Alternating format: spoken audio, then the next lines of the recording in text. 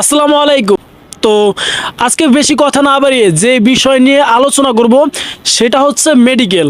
যে সেনাবাহিনীর মাঠে মেডিকেল কিভাবে হয়, অর্থাৎ প্রাথমিক মেডিকেল, তারপর চূড়ান্ত মেডিকেলের ভিতরে যা যা হয় সেই বিষয় নিয়ে আজকে আলোচনা করব। তো তার আগে অবশ্যই বলবো যে বাংলাদেশ সেনাবাহিনী জনগণের কাছে একটি আস্থা, বিশ্বাস ও ভালোবাসার নাম, যেটা আপনারা ইতিমধ্যে জেনে গেছেন। পূর্বে সেনাবাহিনী চাকরির যতটা আগ্রহ ছিল তার তুলনায় শতগুণ বেশি আগ্রহ দেখা যাবে 2025 সালে সার্কুলার দেওয়ার সাথে সাথে। যার কারণে আপনারা খুব ভালো করেই জানেন বাংলাদেশ সেনাবাহিনী বর্তমান সময় দেশ চালাচ্ছে, এমনকি ম্যাজিস্ট্রেটের যে ক্ষমতা আছে সেটাও বাংলাদেশ সেনাবাহিনীরই হাতে। তো যার জন্য এই চাকরির যে জনপ্রিয়তা সেটা আরও অনেক বেশি বেড়ে গেছে। তো অনেকেই জানতে চাচ্ছেন যে সেনাবাহিনীর মাঠে যে মেডিকেল ধাপগুলো সেগুলো কিভাবে হয়, অনেকের মধ্যে ভয়ভীতি কাজ করে। সে বিষয় নিয়ে আজকে আলোচনা করব যে সেনাবাহিনীর মাঠে মেডিকেলে কি কি হয়ে থাকে। তো তার আগে সবাইকে আবারও বলবো, যারা আজকে প্রথম আমার এই চ্যানেলে ভিজিট করছেন কিংবা ভিডিও দেখতেছেন, অবশ্যই বলবো যে প্লিজ চ্যানেলটা সাবস্ক্রাইব করে বেল আইকনটি অন করে পাশে থাকবেন, যাতে করে আপনার সমস্যার সমাধান নিয়ে যখন ভিডিও করে আপলোড দিব সাথে সাথে সেটার নোটিফিকেশন আপনার নোটিফিকেশন বারে চলে যায়। তো কথা না বাড়িয়ে ভিডিও শুরু করা যাক।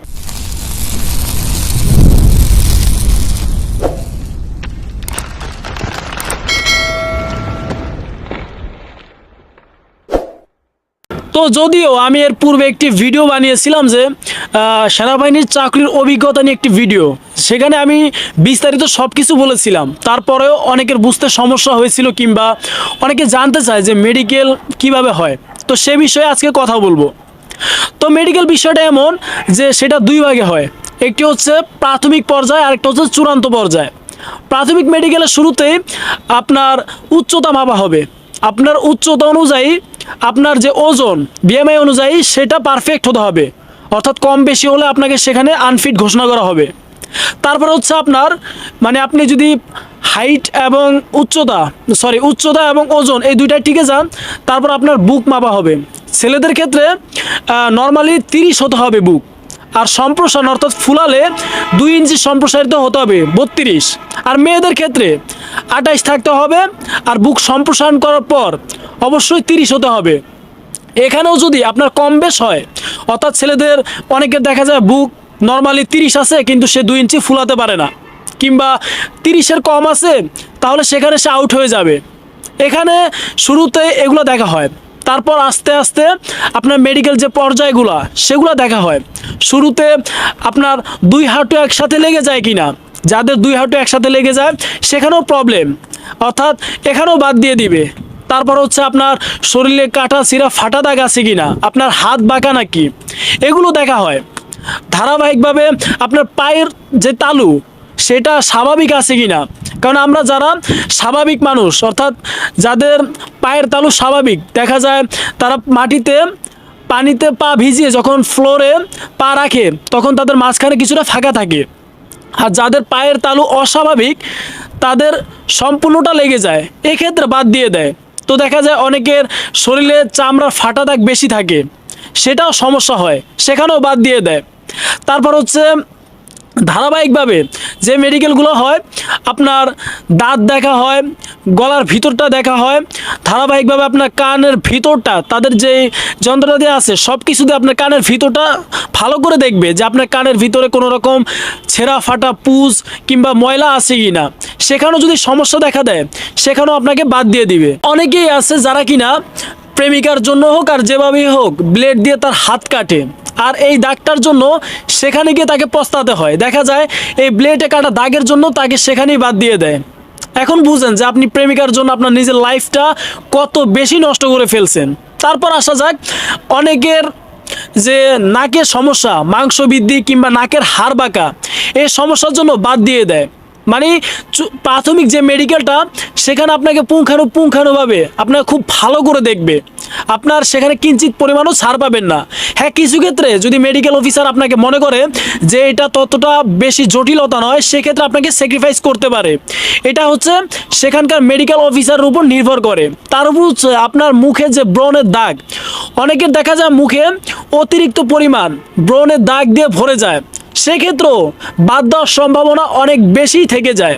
কারণ অনেকে দেখা যায় রাত জাগে পানি কম খায় এবং কি বিভিন্ন রকমের সমস্যার জন্য, যেটা বলতে পারছি না, তার জন্য আপনাদের দেখা যায় অনেক ক্ষেত্রে মুখে ব্রণ বা ব্রণের সংখ্যা অনেক বেশি বৃদ্ধি পায়।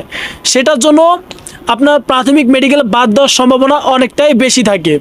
তো প্রাথমিক মেডিকেল আরও কিছুটা দেখার পরে আপনার ফিজিক্যাল যে টেস্টটা হয় সেটার পরে শুরু হয় আবার আপনার চূড়ান্ত মেডিকেল। তার আগে আপনার চোখটা পরীক্ষা করবে, অর্থাৎ কিছুটা দূর থেকে কিছু ছোট বড় ক্যাপিটাল লেটার থাকবে, স্মল লেটার থাকবে, যেগুলো আপনাকে দেখবে যে আপনি আসলে আপনার চোখ ঠিক আছে কিনা, যে 5/5 সেই বিষয়টা, যে আপনি ক্লিয়ারলি লেখাগুলো বুঝতে পারছেন কিনা। সেখানে যদি আপনার কোনো রকম সমস্যা ধরা খায়, যে আপনি এক চোখ দিয়ে দেখছেন আরেক চোখ দিয়ে আবার ধরার পর আপনি বুঝতেছেন না, সেক্ষেত্রে আপনাকে সরাসরি বাদ দিয়ে দিবে, সেখানে কোনো স্যাক্রিফাইস নাই। তার উপর হচ্ছে আপনার হাত ঘামে কিনা। অনেকের দেখা যায় হাত মুট করে যখন উঠবস করায়, হাত খোলার পর যে কিছুর ক্ষেত্রে নর্মালি যে ঘামাটা সেটা স্বাভাবিক, তবে অস্বাভাবিক মাত্রায় যাদের হাত ঘামে সেখানেও বাদ দিয়ে দেয়। অনেকে উঠবস করতে গিয়ে পায়ের কোণে উঠে যায়, মানে পায়ের যে পিছনের সাইডটা সেটা উঠে যায়, সেক্ষেত্রেও বাদ দিয়ে দেয়। ধারাবাহিকভাবে অনেক কিছু থাকে যেখানে আপনাদের অনেক টেস্ট, অনেক কিছুর পর দেখা যায় আপনাদের নানান রকম সমস্যা ধরা খেলে আপনাদের প্রাথমিক পর্যায়ে বাদ দিয়ে দেওয়া হয়। তারপর আসা যাক যে চক্ষু পরীক্ষা। সেটা তো আমি আগেও বলছি যে কিছুটা দূর থেকে আপনাকে, সেটা হতে পারে বাংলা নয়তো ইংরেজি, ক্যাপিটাল লেটার ইংরেজির ক্ষেত্রে নয়তো বা স্মল লেটার, যেটা আপনাকে প্রথমে এক চোখ দিয়ে ধরবে, কিছুটা ধরার পর আবার অপর চক্ষু দিয়ে ধরবে। দেখা যায় যাদের চোখে সমস্যা তারা সেটা পাস করতে পারে না। এমনকি তারপর থাকে কালার ব্লাইন্ড, যেখানে অনেক বেশি কালার থাকে, অনেক বেশি রং বেরঙের ভিতরে ঝাপসা হালকা কিছু অক্ষর থাকে, যেগুলো আপনাকে শনাক্ত করতে হবে খুব স্বল্প সময়ের মধ্যে, যে এটা অমুক, এটা সে, এটা এক, এটা ক, এটা খ, এটা এ, এটা বি, এভাবে আপনাকে শনাক্ত করতে হবে। দেখা যায় যাদের চোখে সমস্যা তারা এখানেই ফেল করে যায়। অধিকাংশ মানে ক্যান্ডিডেট আছে যারা কিনা এই শেষ অবধি গিয়ে চোখ পরীক্ষায় বাদ যায়। যার একটি মূল সমস্যা আমি বলি, যারা অতিরিক্ত রাত জাগে কিংবা ফোন অতিরিক্ত রাত অবধি ব্যবহার করে, ঘুম তেমন একটা হয় না, ঘুমের ঘাটতি থাকে, তাদের এরকম সমস্যাটা বেশি হয়, যে চোখ পরীক্ষা মানে চক্ষু টেস্ট পরীক্ষায় তারা বাদ হয়ে যায়। তো এই পর্যন্ত দেখা যায় যে আপনার প্রাথমিক যে মেডিকেলটা, এই মেডিকেল পরে কিছু সময় পর আপনার যে ফিজিক্যাল টেস্ট যেটাই বলেন সেগুলো শেষ হওয়ার পর আপনাকে নিয়ে যাওয়া হবে একটি চূড়ান্ত মেডিকেলের জন্য। যেটার আগে আপনাদের বলে নিতে চাই যে চূড়ান্ত মেডিকেলে তারা আপনাকে যেভাবে বলবে আপনাকে সেভাবেই হতে হবে। অর্থাৎ অনেকে আছে যখন আপনার প্রাইভেট জিনিসগুলো টেস্ট করবে তখন যে আপনি আপনার যে প্যান্ট খুলবেন, অনেকে কী করে যে ভুলবশত সেটা খুলে চেয়ারে কিংবা টেবিলের উপর রাখে। এই ভুল কখনোই করা যাবে না।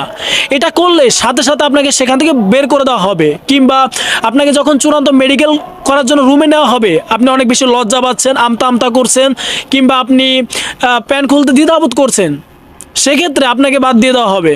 তো যেটাই করা হোক না কেন, শুরুতে আপনার চূড়ান্ত মেডিকেলে আপনার যে লিঙ্গ, আপনার লিঙ্গর ভেরিকেস ভেইন আছে কি না সেটা দেখা হবে। অনেকে দেখা যায় লিঙ্গে ভেরিকেস ভেইন অর্থাৎ রগ উপশিরাগুলো ফুলে ওঠে, সেটার জন্য বাদ দেওয়া হয়।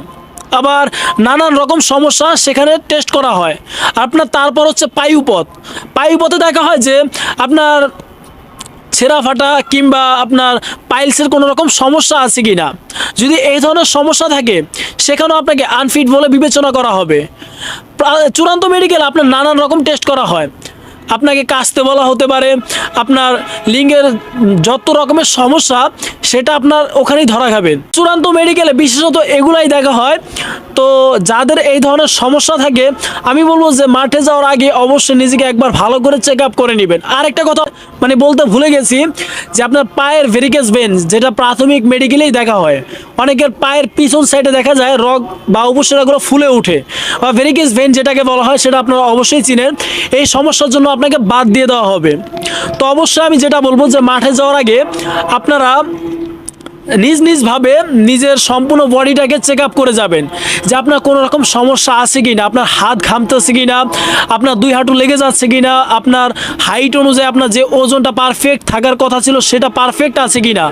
অনেকে দেখা যায় যে উচ্চতা মাশাআল্লাহ অনেক বেশি, 6 ফুট 5 ফুট 9 ইঞ্চি, দেখা যায় অনেকের তাদের ওজন অনেক বেশি কম, সেক্ষেত্রে তারা বাদ হয়ে যায়। অনেক বেশি আফসোস থাকে যে আমার উচ্চতা অনেক বেশি আছে কিন্তু আমার ওজনটার জন্য আমি বাদ হয়ে গেলাম। তো সেটাই বলবো যে আপনার মাঠে যাওয়ার আগে অবশ্যই আপনাদের ওজন, আপনাদের শরীরে কোনো রকম যেন ছেঁড়া ফাটা বা কাটার দাগ না থাকে, প্রেমিকার জন্য হাত কাটা থেকে শুরু করে যত যাবতীয় দুর্ঘটনা সব কিছু এড়িয়ে চলবেন।